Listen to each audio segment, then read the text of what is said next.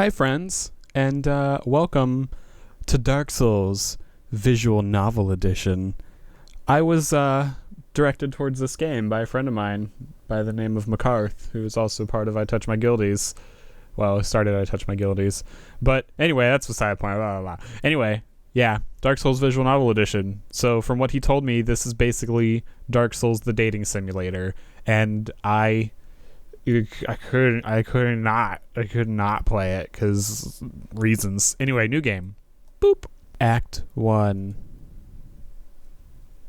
I know that bonfire. Vaguely. This is exciting. I'm super excited. I want to touch all the Dark Souls butts. Okay. A girl in grubby chainmail sits hunched over the fire.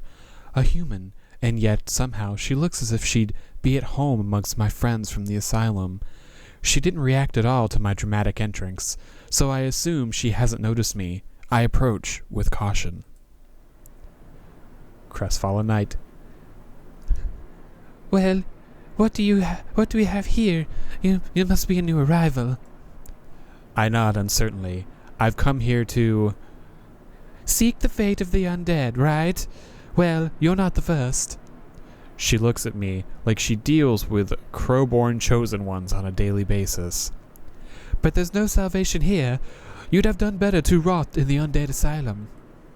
I get the feeling this conversation isn't one I want to be involved in any longer. Just looking at her makes me feel uneasy. Still, this may be the only opportunity I have to ask. Chosen undead. The bells. What do you know about them? She lets out an exasperated sigh. Well, since you're here, let me help you out. There are actually 2 bells of awakening. One's up above in the undead church, the other is far, far below in the ruins at the base of Blighttown. Ring them both, and something happens. Brilliant, right? Not much to go on, but I have a feeling that won't stop you. So off you go, it's why you came, isn't it? To this accursed land of the undead. Ha ha ha ha ha ha! Oh, your face, you're practically hollow. But who knows, going hollow could solve quite a bit. I was wondering about that myself. You at least seem intact? How? What, restoring your humanity? Well, there are a few ways to go about it. You can collect it bit by bit from corpses, or you can butter up a cleric and get yourself summoned. And the quickest way, although I'd never do it, is to kill a healthy undead and pillage its humanity. Coveting thy neighbor is only human after all. Corpses. Well, there certainly isn't a shortage of those. I glimpse a rotten corpse draped over an edge of a well. I try not to imagine how it wound up there. An enticing wisp of vapor floats above its chest. Even from here I can feel its energy radiate through the cold, still air. It is a tiny piece of the soul, humanity. I draw it into myself, and a chill ripples through me. It's the hardest drink I've ever had. I feel alive already. Satisfied, I walk back over to the bonfire to thank the unlikely friend. She meets my self-satisfied smile with a look of contempt. Do you feel better now?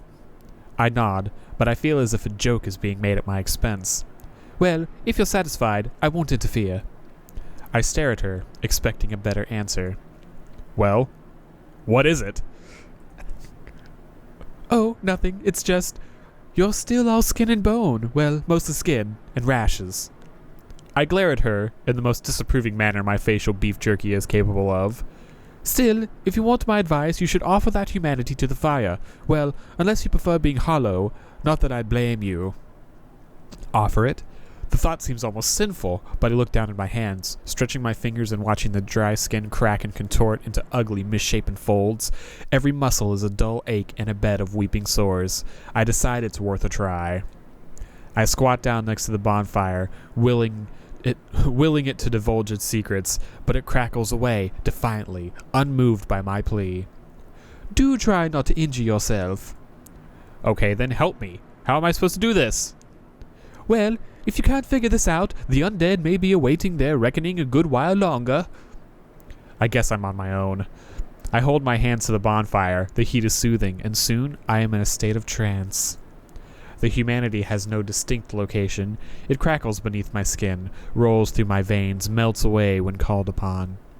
I focus on the warmth of the bonfire, trying to will the humanity towards its flames. Gradually, the fire spreads through me, searing my flesh, turning my reedy bones to charcoal. I'm going to die. I realize, and that's okay. There are worse ways to die. I am at peace. But I don't die. Slowly the heat subsides, and when the flames finally sputter out, my flesh has re-knit, smooth and warm, unblemished. With a shudder, I return to consciousness. I will not be doing that again. Oh, you did it. Although I relish her cheery company, I'm starting to think it might be in my best interest to get moving, lest I get settled here and lose my nerve. I strolled around the ruins. The ruins reveals 3 possible paths. A set of stairs leading up towards some sort of bridge, a second set of stairs leading into a graveyard, and a questionable elevator. Some familiar silhouettes can be seen on the far stairway. The groaning vanguard of the undead has made a reappearance at its foot. Those armored hollows are a mob I want nothing to do with. The elevator doesn't seem any safer. Who knows how reliable its creaky old machinery is. And it's a long, long way down. The graveyard appears to be empty. It seems like the logical choice, but I've never quite been comfortable around cemeteries. It sounds absurd that someone rapidly making a career out of slicing up hollows would be bothered by a little graveyard, but my intuition serves me well so far. Ooh, I get to pick? Ooh. I'm going up the stairs. No point in deliberating. I have to start this quest sometime. I stride over to the stairs and begin climbing, pausing at the landing to gather myself. My hand finds the hilt of my sword as I make the last few steps. Ah! I round the corner to see a hollow standing at a small plateau preceding more stairs. There is no light in its eyes. Its limbs are thin and worn, and one hand wrapped firmly around the hilt of a broken straight sword, the other behind a cracked wooden shield, not exceptionally well equipped. I instinctively carry out a well-practiced motion, right hand drawing my sword and left reaching behind to pull my shield free. Another step forward, the hollow notices me, letting out a low groan and shuffling in my direction, raising its sword arm. My shield comes up instinctively. The hollow swings down hard. Its blunt sword bounces harmlessly off my shield. It seems neither to understand nor care. I know I can't simply block forever. Taking a step back, I give myself a little more room and swing my considerably more impressive sword across its chest. A thin trail of red oh my goodness, this is a totally different font. A thin trail of red traces the arc of the blade, a small spray of dark blood spurting from the wound, yet the hollow is not so easily dispatched. It raises its sword again, my shield arm follows suit. Continually blocking is a truly exhaustive effort, especially given that the hollows strike much harder than their spindly arms would suggest. Another blow bounces from my shield. The hollow is momentarily stunned from the impact, and I seize the opportunity to bury my longsword deep in its chest. A now familiar glow of souls pours into me as it collapses. I take my time and to look around. There is a second hollow nearby, but it does not seem to have noticed me. I give my shield arm a second to recover before stepping forward again. As before, this hollow notices me when I am a few steps away, turning to take a swing. Its strike falls short. I step forward, chambering my sword arm for a strong thrust. A second too late. I catch it pivoting with a backswing, straight from my left side. Too committed to my strike, I have no time or footing to raise my shield. His sword proves sharp enough to cut through the leather between the plates on my chest, sinking in with a dull squishing sound. Alive or undead, taking a sword to the gut is always going to be painful. The whole region lights up in searing pain. Thankfully, the benefit of being undead means this won't be lethal. I let out a groan and recoil from the strike, but remain on my feet. My sword, on the other hand, seems to have done substantially more work to the hollow, its body sliding neatly off the blade. I stumble back a few steps and reach to my hip for my Estus flask. A long swig from the emerald flask fills me with warmth and energy. The feeling of Estus is reassuring, nothing like anything else here. A glance down reveals my side to be already healed, a fast fading mark being all that's left of what might have killed a man moments ago. God, I love Estus. A third hollow is before me. God damn it. Similarly oblivious to my presence, unlike his friends, he seems a little more lucid, holding a robust-looking shield and an unbroken sword. I want absolutely nothing to do with him, which proves convenient as he seems not to care when I take the stairs to my left. At the top of the stairs is another hollow, this one without a shield.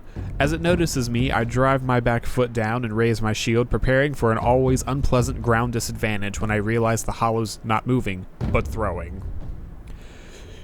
Shield up just in time, the small sphere collides against it and intense heat bursts out, covering the ground in front of me and making my arm recoil back against the sudden heat. A firebomb? The hollow reaches for another and I scramble for a plan. He tosses another and I dive forwards over the top of the stairs, rolling forward towards him. I hear the second firebomb light up the air behind me as I drive the sword in a cleaving vertical strike coming out of the roll, sending the firebomb hollow collapsing down over the ledge. My left arm shoots up reflexively, a figure appearing in the corner of my eye. I turn in time to see a battle axe lowering into the shield, grazing off the left thanks to the angle. Right foot forward, shield arm counterturns, sword arm up, pivot, chest, rotate. The blade glides fast and strong directly across the neck of the axe-wielding hollow. A glow of souls reassures me they're dealt with, and I take a much-needed breath. For seeming so mindless in combat, they sure seem positioned to give me as much grief as possible. A narrow flight of stairs seems to lead inside the bridge connecting Firelink to the walled inner areas. A final hollow stands at their peak. At least individually, these hollows aren't too hard to handle, if approached with patience and focus. Though clearly out for blood, they seem unfamiliar with the subtleties of combat, openly displaying intent to attack and apparently showing little regard for defense. This hollow before the opening onto the bridge is more a challenge of footing than anything else. It stands there, staring mindlessly on a tiny ledge, a thin trickle of water running off it from the nearby sewer channel. Planting myself firmly at the base of the stairs, I wait for him to charge down toward me. A slight tilt of my shield sends his weight toward the edge as it strikes it. Without bothering with the sword at all, I sink a heavy kick into its chest, sending the hollow careening off the edge. A few moments later, the glow of souls confirms it's hit the bottom of the deep channel. Man. Entering the bridge through a small door leaves me in what looks like a sewer channel.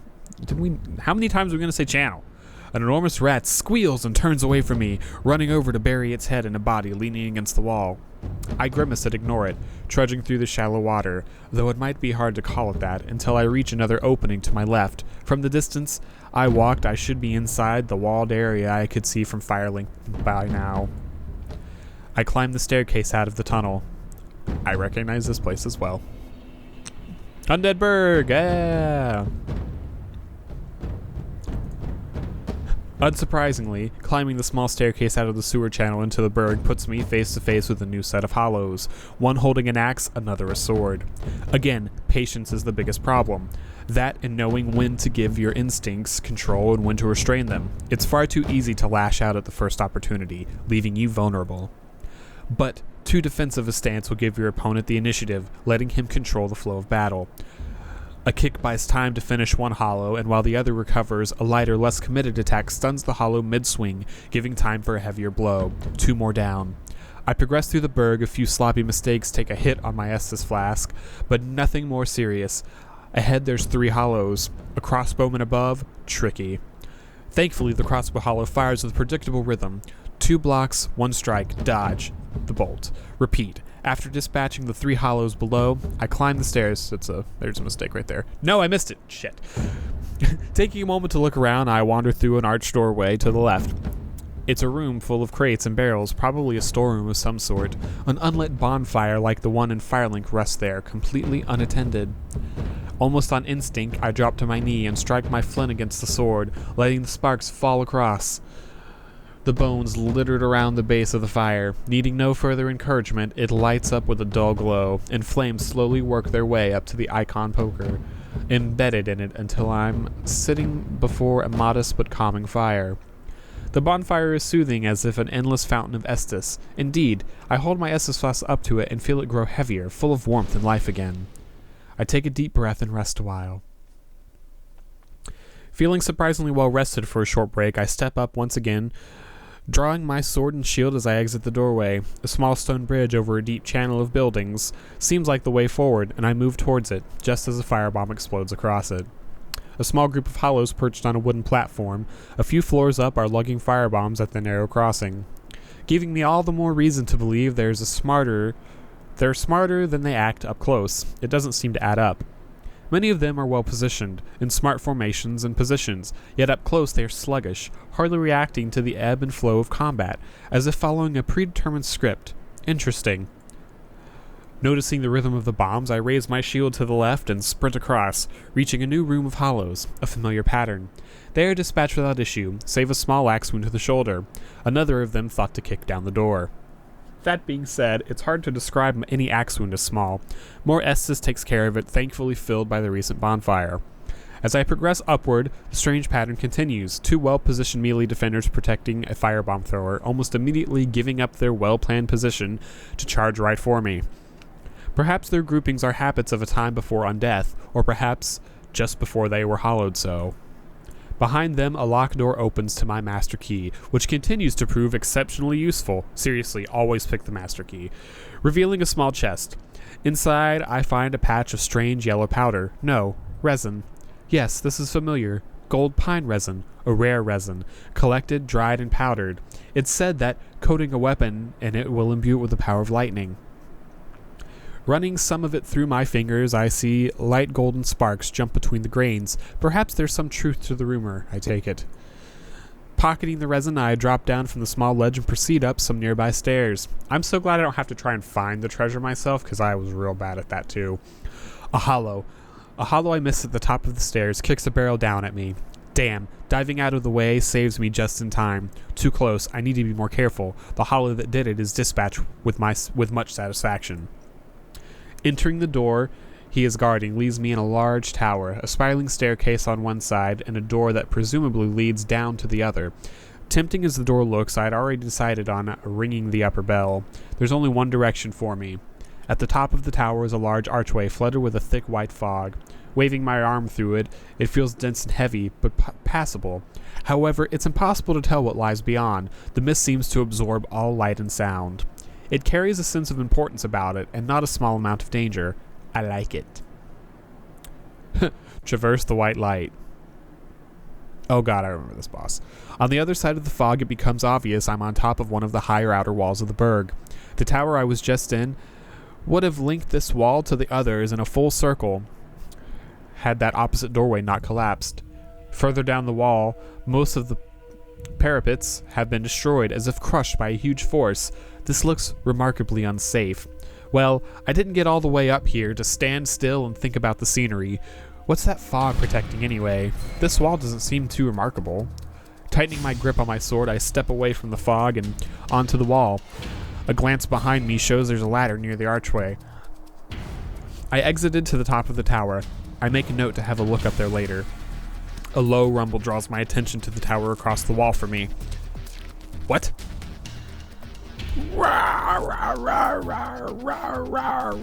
I'm sorry. Sorry you're getting out of me. What the hell is that? An enormous demon with the head of a bull holding a hammer larger than my entire body as if it weighs nothing is staring at me. It's roaring. I can't move. My right foot slides back into a defensive stance. My shield arm meekly rises. Not that blocking that hammer would help me all that much. It takes a step towards me. I can feel the ground let out a small shudder as one of its huge hooves lands. I need options. Now. My mind is racing. I shuffle back slightly, knowing full well it won't help at all. Options. Now. The ladder. I could try and climb and attack from above. I'd have been able to make it before I had acted immediately, but now it'd be close. I could hold my ground, block and counterattack, my most practiced strategy. I don't like the look of that hammer, but I might be able to take just a single hit and try and cripple it from there. Neither of those sound great. I could try and abuse my mobility, dive past its attacks and move to the other side of the bridge. How fast could it possibly swing that hammer? Hopefully not fast enough. That's risky. 2. More steps by the demon. It looks so damn angry, so huge. I need to decide now. Oh god, I have to pick. Oh man. Climb the tower. The ladder. If I can make it to the top, it'd give me a lot of options. I turn and sprint for the ladder, ignoring the roar of the demon behind me. I hear the sound of hooves hitting stone in quick succession. Looks like it doesn't like my plan. I set my shield on my back and run, hitting the ladder fast. No turning back now. I begin to climb, one hand over the other. No turning back. Next rung.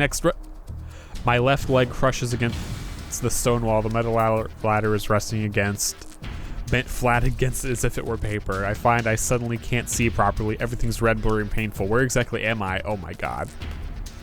A deafening roar snaps me out of it at the base of the ladder, yellow eyes full of hatred glaring at me, a raised hammer. Oh. Well, it worked in the fucking game. God damn it. Shit. Fuck. I didn't save. Do I have a recent save? Well, I think I broke it too. All right, guys. Well, I'll call that quits for episode 1. I don't know. If you want me to do more, if you love my reading voice and like me telling stories, because I like to tell stories, but if you want to see more, let me know. I'll be more than happy to play more of this. I think it's really cool. I really like Dark Souls. So, yeah. Thank you guys so much for watching. Be sure to like and favorite, subscribe to my channels, and I'll put out more RPG stuffs and do all the social stuff. If you want to follow me on Twitter, that'd be cool, because I'm doing some Chocobo race stuff for Final Fantasy 14, and the more followers I have on Twitter, the better off I am. So I'd greatly appreciate that if you could do that. But I will see you guys next time, and thank you again. And I also want to give a big shout out to all my recent subscribers. You guys are so awesome. I just broke 500 today, and it feels really cool, and I'm so excited for it. And thank you all so much. I'll see you guys next time. Brr.